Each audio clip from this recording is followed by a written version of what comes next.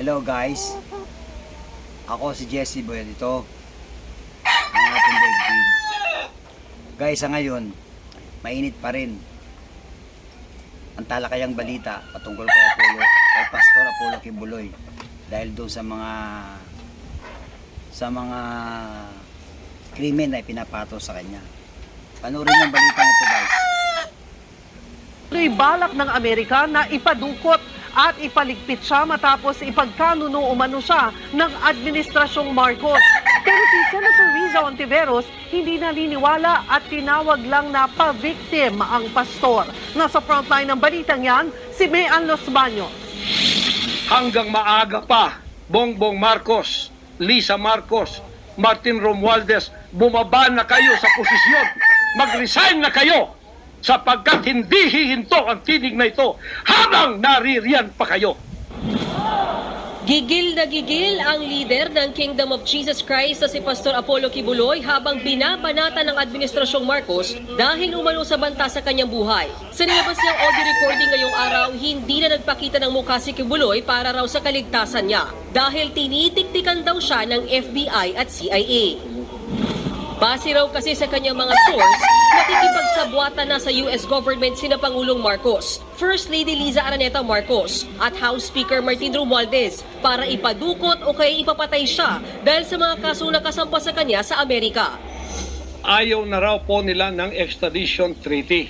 Ang kanila daw pong gagawin ng CIA, ng FBI, ng US Embassy at State Department kasabwat ng ating gobyerno ng Pangulong Marcos at ng First Lady at kung sino pa man ang nasa gobyerno, rendition ng kanilang gagawin. Ang rendition, anumang oras, pwede lang pasukin ang aking compound at ako ay kidnapin. It's not only rendition, but also elimination. If it is possible, pwede nila akong i-assassinate.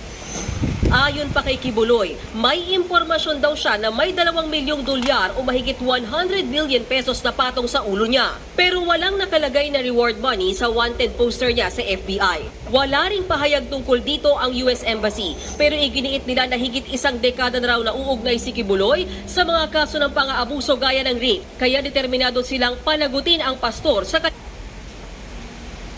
Guys, yan ngayon ang mainit na balita kay Pastor Apollo Kibuloy. Yung pagsasalita ng yung guys, paawa effect, tama si Senator Riza Ontiveros. Kumukuha siya ng simpatya sa ating mga Pilipino para siya ay kampihan doon sa paratang sa kanya. Ang nais niya ay kampihan siya ng taong bayan. Pastor Apollo Kibuloy, kung talagang ikaw ay lingkod ng Diyos, buong tapang mo itong harapin.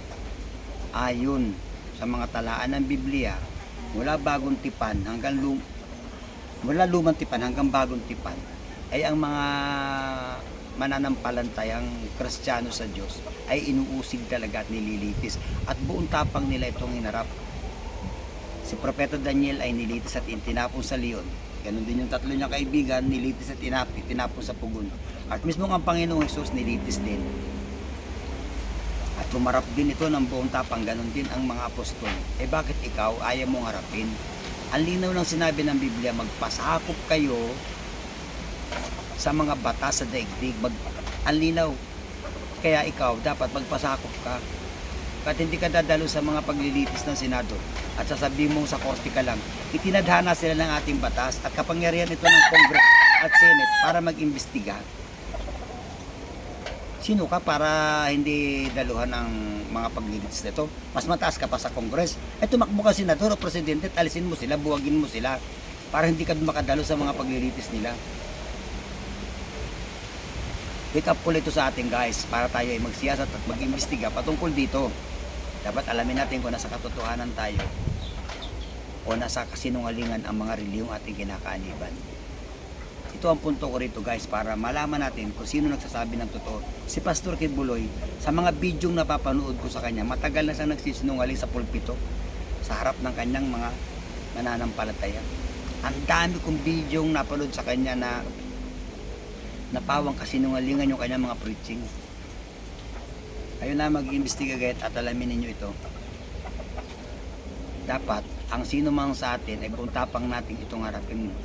Ako guys, sa personal kong karanasan, nasaklal na rin ako guys Dahil isa akong presidente ng demolition, lumaban ako. Wala akong abogado guys, buong tapang kong hinarap ang asunto. Nagharap kami sa ombudsman ng gobyerno.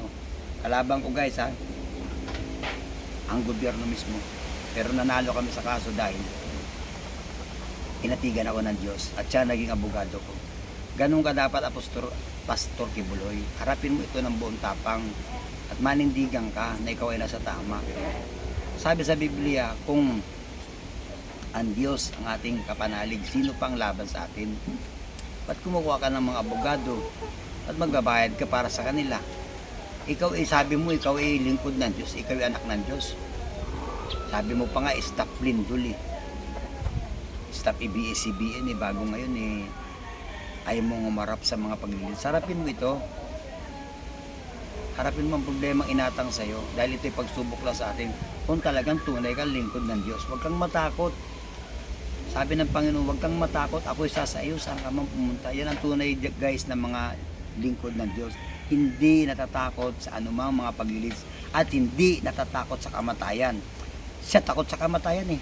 Ia-assassin daw siya eh. Sabi niya, ia-assassin, ibig sabihin patay. Sabi ng Panginoon, huwag kayong matakot sa pumapatay ng laman. Matakot kayo sa pumapatay ng espiritu. Saan mo yung binibitiwan niyang salita? Wala sa kanya ang Diyos kay.